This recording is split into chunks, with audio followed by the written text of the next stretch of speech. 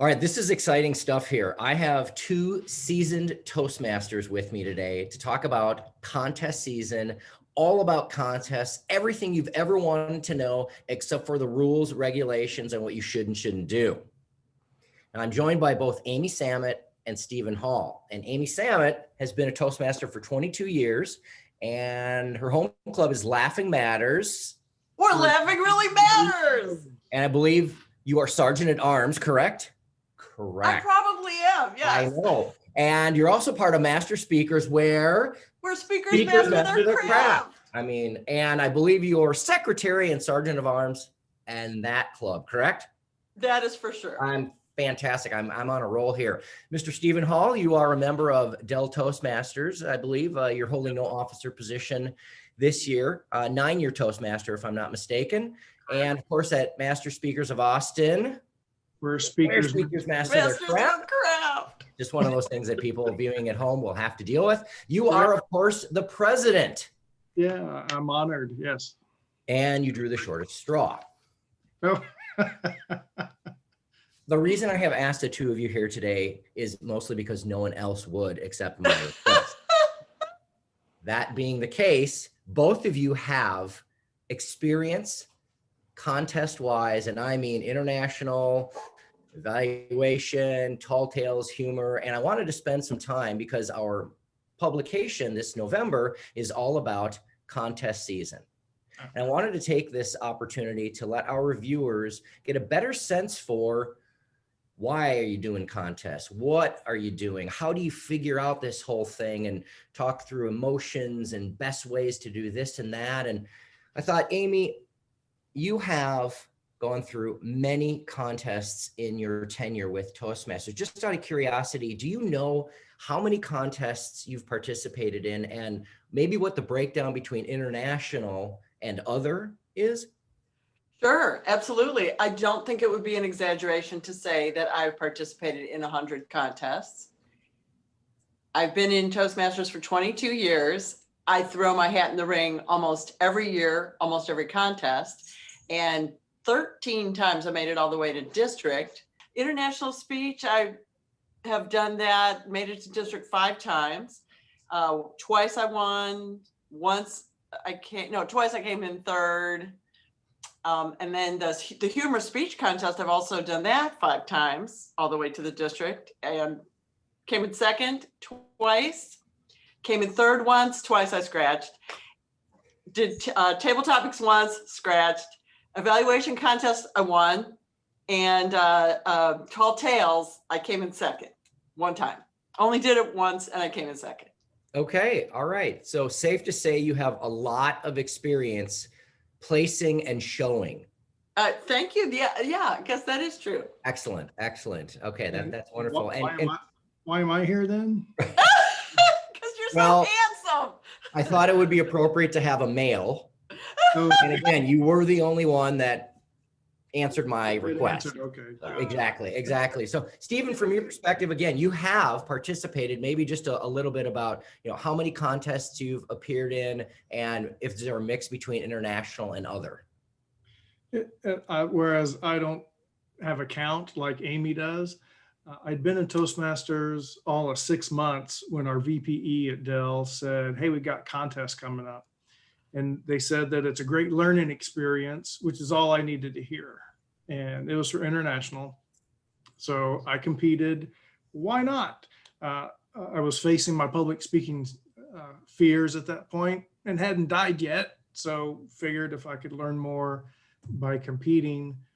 So I did. And I have competed in every season, every contest since, except for a couple sprinkled in through there, where I was area director or something. But almost every season, no matter what it is, I'll compete in it just to get some of that Darren LaCroix stage time that he talks about. Mm-hmm. Mm-hmm. And have a good time in the process, learn something, network with people, have a good time. And I'm not really award driven, even though my girlfriend be terrified to hear that. It's not about the trophy. It's about learning, having a good time, growing. I think it's all about winning. but that's okay. And that's okay. We're good with Okay. that. But you dovetail nicely into kind of the motivation behind it. And I guess what I heard you say is that you were almost voluntold 6 months into your Toastmaster career, but okay, so fine, good, bad, or indifferent with the experience.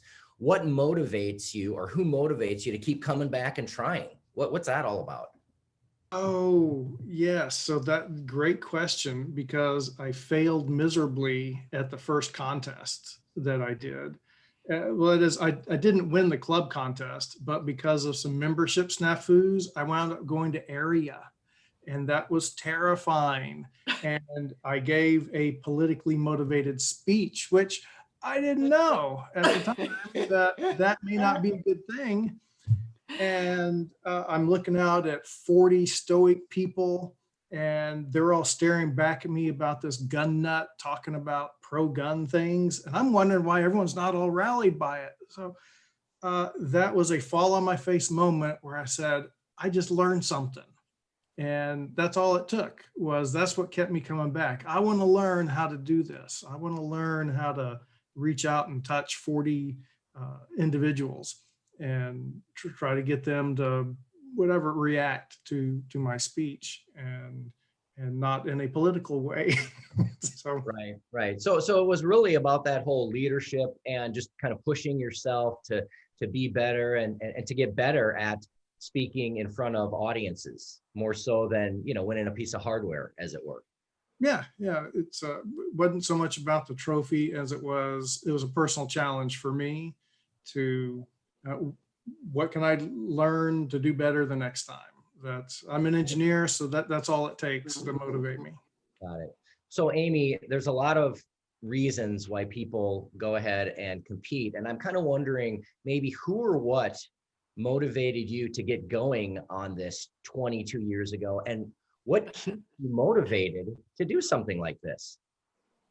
Well, I've compared it before to a puzzle. It's like a puzzle that you have to solve over and over. How do you put the speech together? How do you make it most effective? How do you connect with your audience the best? How do you bring life into the speech?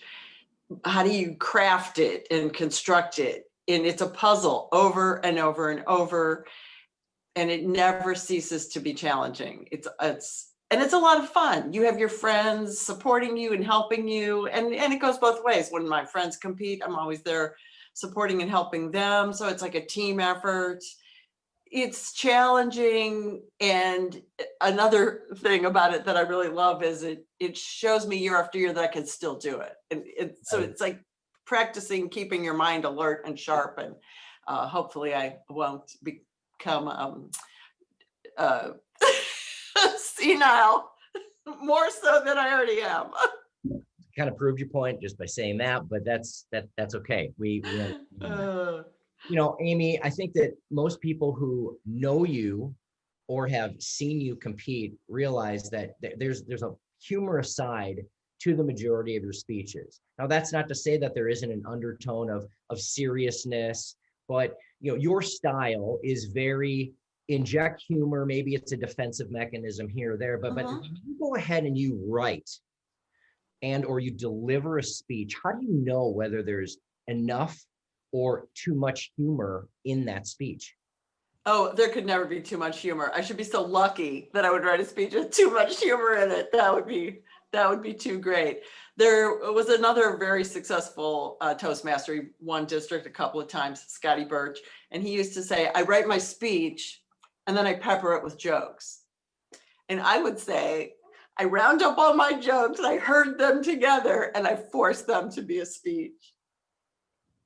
The things that make me laugh, there's usually they're usually around a theme. If I'm experiencing something like raising a kid or pursuing a hobby, and just filtering it through my brain, I'm always looking for what about this is ridiculous? What about this is funny? Who's wacko? Who's saying silly things?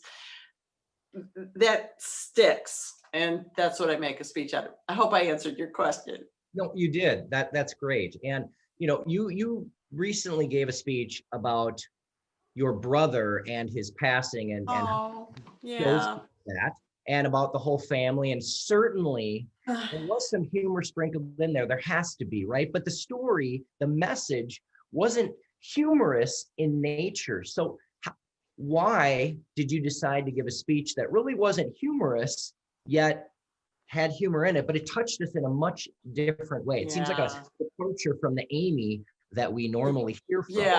Yeah, that's a good question. I couldn't wrap my head around it. I thought it would be quite a victory if I could put words to what I was feeling, because I'll admit it was a form of psychotherapy, definitely. I just couldn't cope with what a heartbreaking situation it was. And I thought that if I put it into a speech and structured it, I would be controlling it and getting mastery of it. And I still don't feel like I really did what I wanted to do, but I did it. I did something. In retrospect, then, if I'm looking to compete and I'm going to give a speech, and granted, right, the way I deliver is completely different than the way you deliver. You and I both know we can give the same speech 1,000 times. It'll never be the same. Right. Go ahead and give that speech again, right? What would you tell your previous self, or what would you tell somebody who's watching? Hey, look, this is the way perhaps it could be delivered in a way that would resonate with the audience more, or the way I delivered it wasn't quite on point and I should have done X. Yeah. I think be 100% clear in your head about why you're giving the speech and say it. That I don't have anything to say beyond that, because that's the simple truth of it. Explain to your audience why you're doing what you're doing and put it in one sentence. If you can't nail down that one sentence, you shouldn't be giving the speech. Okay, good.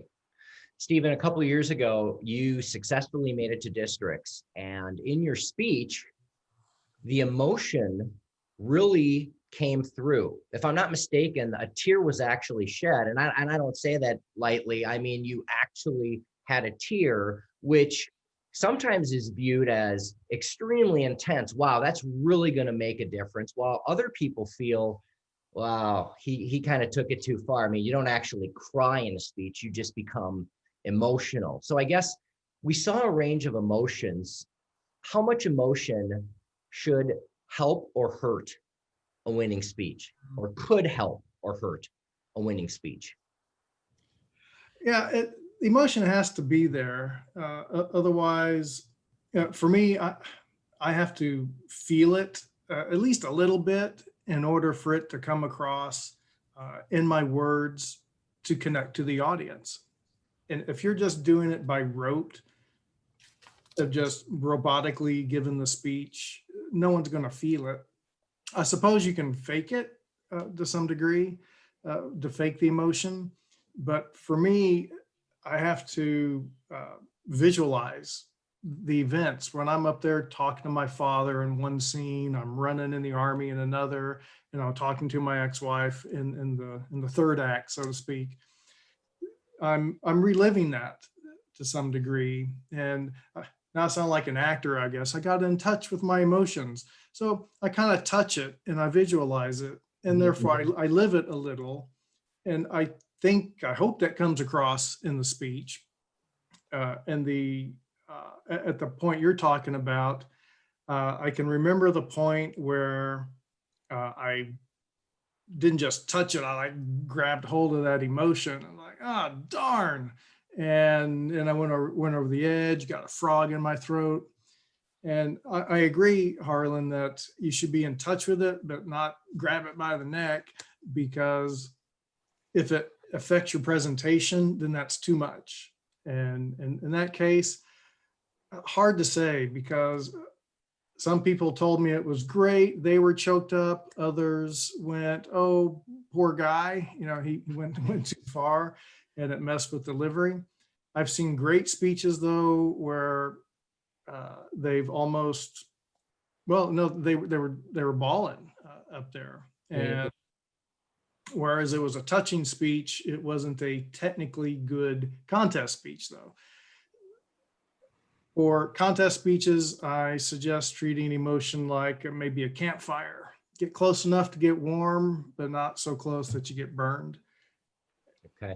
No, that's good. So I want to stay on this for a little bit because you brought up something about the different aspects and portions, I guess, of that particular speech, right? And being in the Army and then your father. And when you practiced that speech, as you went through that range of emotions, and again, people watching at home understand that the emotional aspect of a speech is so important.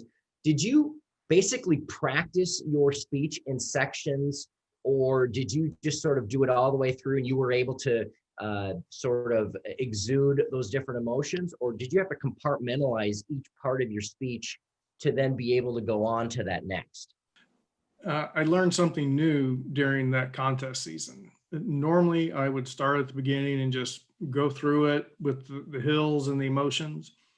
And Tina D'Souza said, pick any line in the speech and start there, which was a different way of practicing. So not just even the segments, but even pick a sentence, pick the beginning of a paragraph in the speech, and then dive in right there. And that was difficult at first, but it taught me to, well, just jump in and experience that. Start in the middle of your dad's section. Okay, flip that switch, get in touch with that and do it.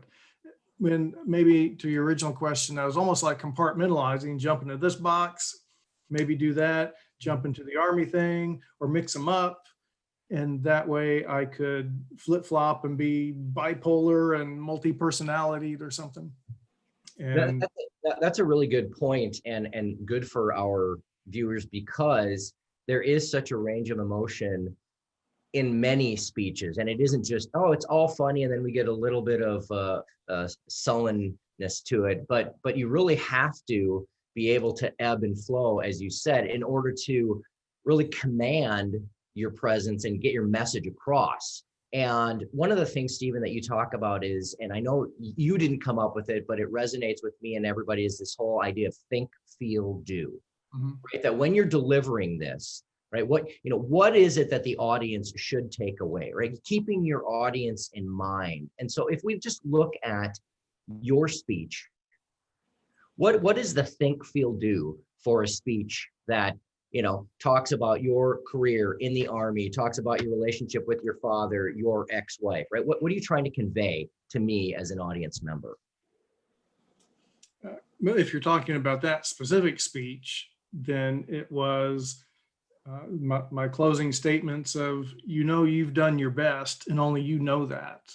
No one else does, no external standards, no awards or grades from anyone can say whether you did your best or not. That's only something you can do. And the think, feel, do was what I had in mind when I started the speech. And then it was, this is what I want. This is the message that I had.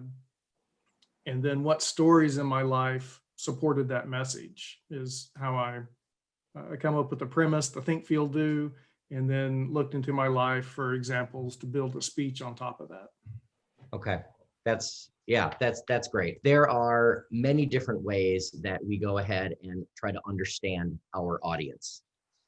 When you're competing at the club level and you're competing at the district level, and you know that it's a different kind of audience pressure, how do you prepare in the different venues? And again, I know it'll be all online this year, so maybe it's different. However, let's talk through how you prepare for a club contest versus a district contest. Yeah, that's a good one, because my club, I feel like they're my family. They already get me, and I don't have to explain or filter or question, is it okay to say this in front of them? Is it okay to push the envelope or say something in poor taste or insult somebody or imply that I wish someone was dead? That's all okay with my club. But then when I go further than that, I have to think about, what is somebody who's hearing me speak for the first time going to think? And I have to put on a more socially acceptable, across the board, upbeat, likable, and also you have to work harder to be clear. and to be organized and make that good first impression as you go up the levels. And as you go up even higher, you have to really look very closely at everything you say. Could it possibly be offensive, politically incorrect? Is it any stereotypes that it's hurting? Could anyone be offended by it? Well, so that's another good point, and that is, all right, so you wrote a speech and you knew that at the club level, you didn't have to impress anybody. If you won, you won, but everybody knows you. Heck, you could have even thrown something in there that was an inside joke to the club, and it really resonated. Did you write the speech? Are you writing your speech with winning international in mind, or are you writing it because, heck, I know I'm going to move on from club and I'll just sort of figure it out from there? You have to start with a story, and it should be a personal story, and it should be a touching personal story, and there has to be an epiphany within the story where something changes, something is learned. You got to choose a story that will work because of the universal human emotion that it appeals to, like hope, perseverance, determination, love. Love is a great one to form a whole speech about someone you love, why you love them, and maybe something they did that made you love them even more. So a universal emotion has to be at the heart of a winning speech. And I wouldn't even pursue something I hadn't picked carefully. Very, very good. Very good. So, Stephen, let me ask you, one of the things that we love about contest season is that we get to hear you practice your speech multiple times. And no, I mean, it's a good thing, really. It is. But because, right, and you or anybody, right, because they have the opportunity to hone that, and they take our feedback, right? They ask for our feedback. Some folks who are watching might not know, but in Master Speakers of Austin, you can have up to 6 evaluations, right? We break it up into content, delivery, and impact. And my point is, we allow you to get better and better and to take that material and hope that, right, you go all the way to the top. Have you ever had a non-Toastmaster audience listen to your speech, critique your speech? Have you ever taken any advice from them? And if so, give me some idea of what that was like. Oh, great question. We, that is Toastmasters, normally only give speeches in a Toastmaster environment, and I'm no exception. Whereas I might give it at Dell or Master Speakers. I was invited to a couple of other clubs to practice it, but there was still a Toastmaster audience, so they knew what to expect. Sometimes it was, they knew what a 5 to 7 minute international speech was. I've given speeches in groups that had non-Toastmasters, but it was still a Toastmaster environment. Regarding feedback, I think non-Toastmasters, I don't think their input is as valuable as a Toastmaster input, because you're in contest. Toastmasters know what it's supposed to be. And most of the feedback I got from non-Toastmasters was, "Oh, great job," or "Wow, that was impressive," or "I didn't get it,"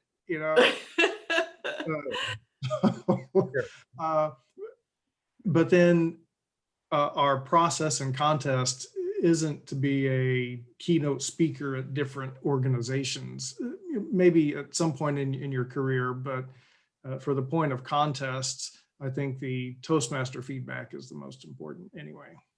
Sure. Amy, let me ask you about giving speeches to non-Toastmasters, right? We spend a lot of time going from club to club, or we might hear you give your speech 4 or 5 times. And with the feedback that's offered, you're going to hone that speech and make it the best you possibly can. But have you ever given your speech, that contest speech, to a non-Toastmaster group? And if so, what type of feedback did you receive? And if you didn't, why didn't you? I have given a speech to a group that was essentially a person Donna Cosper, you may know, having a bunch of friends at her house, and she features other people with talent. Sometimes it's musicians, dancers, but it's speakers, poets, you name it. And you perform in front of this group of friends. It's a group of friends in somebody's house. And that for me was a revelation, because that's how I want every speech I do to feel. I want it to feel like I'm just talking to friends at somebody's house. I love the way that feels, and I want any speech I do to have a really natural, warm connection to it, like I am talking to friends. In terms of feedback, the feedback for me is if people laugh. If people laugh, I know they're happy. They don't have to tell me later, hey, that speech made me happy. I know that they're having fun because they laughed. And so that's helpful. Putting your humor out there in front of people who don't feel obligated to support you. If you're just performing in front of random strangers and they laugh, you know your stuff's good. Even the second speech contest, of course, this year is the evaluation portion. And I'm kind of curious to know what makes a successful evaluation during this contest season, right? What is really going to be a way for a competitor to shine in this?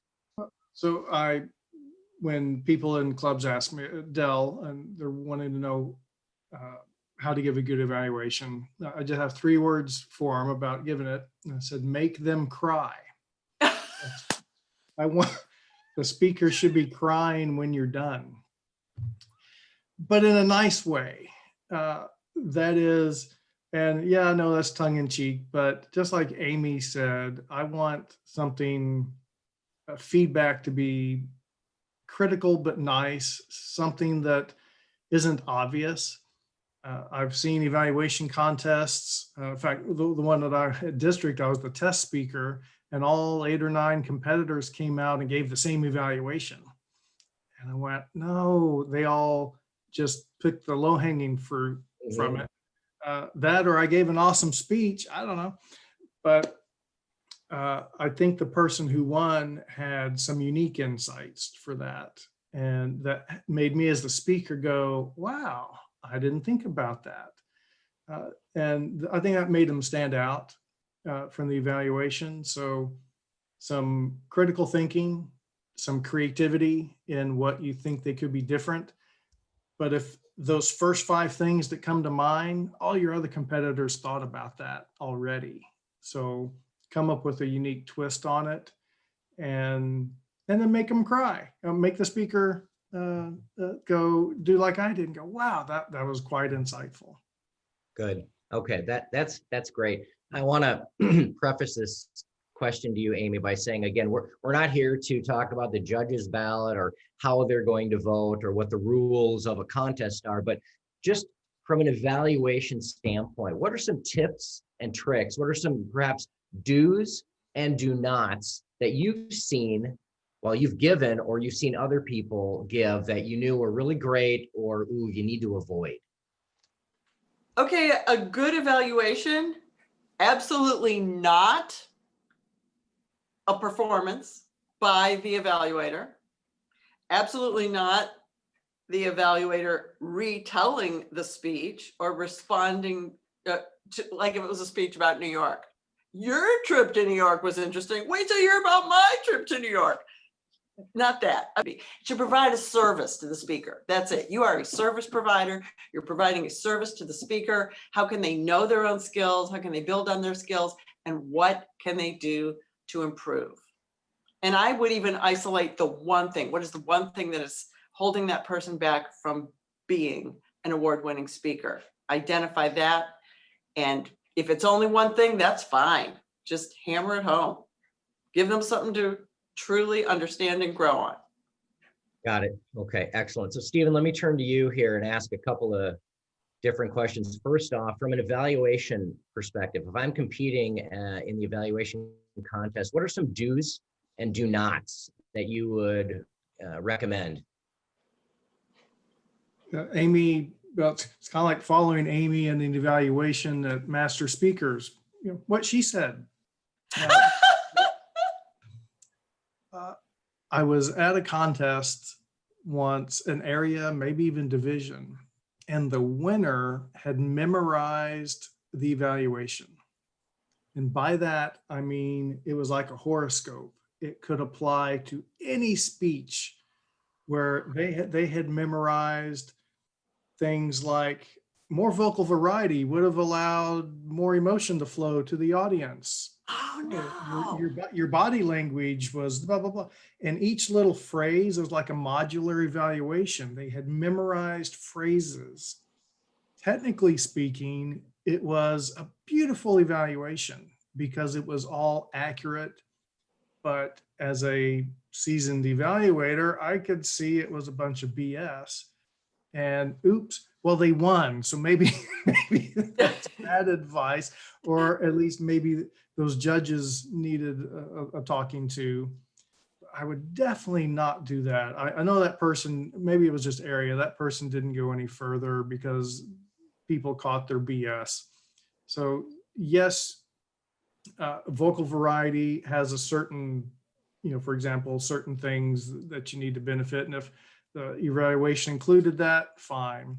But it came off as a speech, as a performance, as a canned horoscope thing. And so definitely don't do that.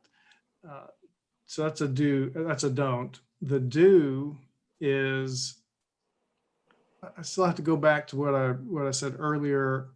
That was, come up with something that your 5 or 7 other competitors haven't thought about, or maybe this the same stuff, but do it in a creative way for a delivery, where I realize that you don't want it to be a performance, but if you just get up there and read it like you're reading the teleprompter at the news, that's no good. But if you can add some humor to it, I remember maybe creative delivery, especially if it's a really tight speech and you don't have that much to say, then maybe it does kind of turn into a critical performance or a performance on the evaluator part. But definitely don't end, here's a don't end with the, and that was a great speech, Harlan, and I look forward to your next one. I count them off just for I like that. I like that. So, well, Stephen, you talked about your method behind creating a speech and some of the success you've had, or some of the things that you did or did not do. But just from a general perspective, overall, what are some things people should stay away from when they're writing and delivering an international speech? I was thinking of all these things that you should do, but the don't do was evidenced by the end of my my district speech. Don't talk about emotions if you haven't fully resolved them. You can get in touch with it, you can even grab hold of it, but if it messes with your delivery, I think that will hurt in a competition. I think it hurt me a little. So if you're not fully resolved in that you can't tell the story without, choking up and messing with your delivery, then don't talk about it. And save it for another time, or another time. Future's that way. Save it for another time when it's more resolved in your heart, and then you can talk about it. Amy, we've seen folks be real physical on stage. Interestingly enough, Darren LaCroix was extremely physical during his speech, and he won. Conversely, you and I, Stephen, as well, we've seen speeches where people have been physical. They've dropped to the ground, they've stomped, their microphone flew off. There were just things that happen. I mean, what do you tell somebody who wants to be physical, and it could be really good in the speech, but what's the but there? What do we have to watch out for? Well, it's interesting you should ask, because that's neither a deal maker nor a deal breaker. You could have an outstanding speech with a lot of activity in it, or it could be annoying. It could go either way. I've seen it go both ways. that's really the beauty of the speech contest, is that you never know what is going to work and what's not going to work and who's going to like it and who's not going to like it. I think activity is great. I think so. It makes a speech more energetic. It gives it a dynamic appeal, and certainly keeps the audience awake, but it could go terribly wrong if it's not done well. So it's safe to say that, I mean, again, when we're talking about outside the normal physical bounds of hand gestures and body movement, that it's a risk, but it certainly could pay off. Oh yeah. Versus may in fact not. So again, you've got to be real sure. You really have to know the venue, your environment, everything about it, because boy, oh boy, if you pull that thing off, that could be a winning speech. Absolutely. I've seen it go both ways. Okay. All right. Stephen, let me ask, as we kind of get to the close here, what would you say to somebody watching who is thinking, I don't know that I want to do this. I'm scared, or this doesn't seem like a lot of fun. I mean, just anybody who's really not confident in doing it. Why would they want to do this? Why should they do this? It's an individual question. For me, it was the temptation to, I'll say it again, learn and grow. That's all it took for me. If it was something that would make me sweat, I wanted to do it and fall on my face, because that's what I was doing anyway at the 9 years ago. And this was a way to grow. So I tell my club that I'm sure many of us have been in front of our club and said, all right, it's contest season. Who wants to compete? And you get flatline. Everyone's like, I ain't doing that, because they're there just to face their public speaking fears. They don't want to be a professional competitor at this stuff. Why are you talking about that? So I present the contest for what it is to me, and for I think most Toastmasters. It's not about getting a trophy. It's not about winning, getting a ribbon for doing something, or thinking that you're going to rise up the ranks. For some people it might motivate them, but I've only met a few of my Toastmaster friends at Dell that just like to compete, and that's all I had to say. It was contest and they were on it. Mm-hmm. For most of them, for me, it's those that really wanted to get better at it. And I said, there's nothing better to grow than to bring in half a dozen strangers from other clubs to judge you in your speech, and you will learn so much from this. That has been the motivation for most people that I've gotten out of the chair and onto the stage. Okay, thank you for that. I appreciate it. Amy, you are a contest junkie. That's true. I'm curious to understand, as you go for the 101st, second, third, how do you stay motivated to do that? I think it's the puzzle thing. It's always the puzzle thing. I want to keep cracking this code. I want to see how I can connect. I want to get the bigger laugh from the audience. I want to tell the story that connects with people, that touches people, that makes people come up to you after the speech and said, I really felt that. And I'm so glad you came to speak today. I'm going to remember your speech forever. It's going to change the way I make decisions in my life going forward. It will make me smile whenever I think of it. That's the most wonderful thing that can happen, is you can get a really positive reaction to a speech, and it made a difference that you showed up and gave the speech, and that you worked on it, and that you got it to the level that it's at. That's what's really rewarding about it. Got it. Okay, well, just made me think of something, and Stephen, I'm sure you're going to agree with this, is that I now realize Amy has no intention of ever winning international, because that, of course, would mean she would have to stop. Oh, you're so silly. You're so silly. Is purposeful with her just about being perfect, but not quite enough. So she competes year after year after year. And long after all of us are gone, Amy will still be competing. year after year after year. Amy, we're on to you. I think you're right. Funny. Harlan. It's just it's taken me this long to figure it out. So all right, so Amy, in closing as well, what would you like to tell the folks who are viewing this, who again they're thinking about maybe competing, or they've competed a lot, and how do we get them to get really excited about it, and why do they want to compete? Okay.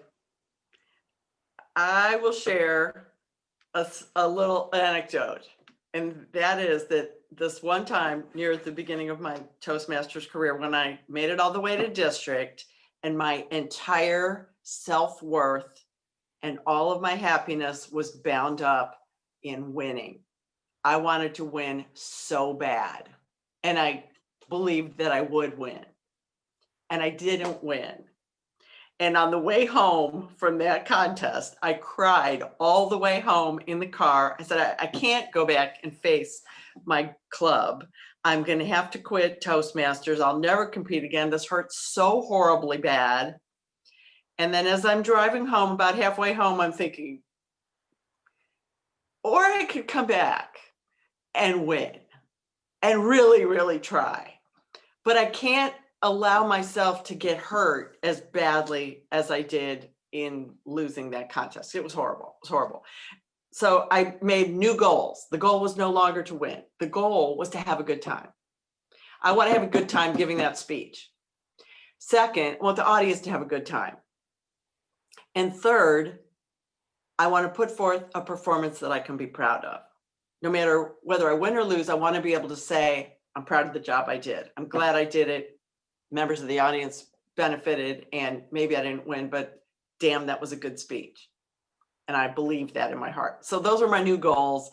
And it helped so incredibly much for me to stay motivated and not focused on winning, because there are many, many other wins in contest season. That's the support of your club, especially in master speakers. Oh my gosh, the whole club helps you write your speech, helps you improve your speech. It's really,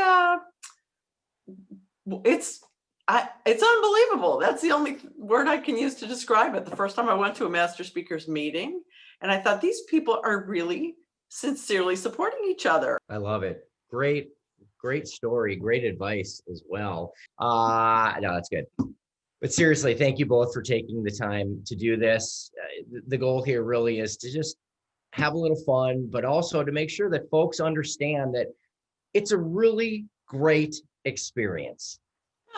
Engaging in a contest, yep, might be scary. Yep, might be something that you never in a million years would have thought you would have done. But boy, oh boy, part of Toastmasters is stepping out of your comfort zone and really exploring what you are capable of doing. And I mean, goodness gracious, what happens if you actually like it and you advance? Think about what that would do for your confidence, for your leadership, for whatever you're doing in your life, personally and professionally. I mean, why not take the risk? I guess the good news here is that we're in a safe environment. Even if you get to the district level, Toastmasters are respectful of one another, and they know that it's not an easy thing to do. And you really are amongst family when you are standing on a stage in front of, whether it's 20 people or 1,000 people, or in this case, you're virtual, you still get the jitters, and 1.3 million people are watching you, compete. So I think it's a wonderful thing that we are offering, and I appreciate the two of you stepping up to do this. My pleasure. It was fun. Thanks, Amy. You're very welcome.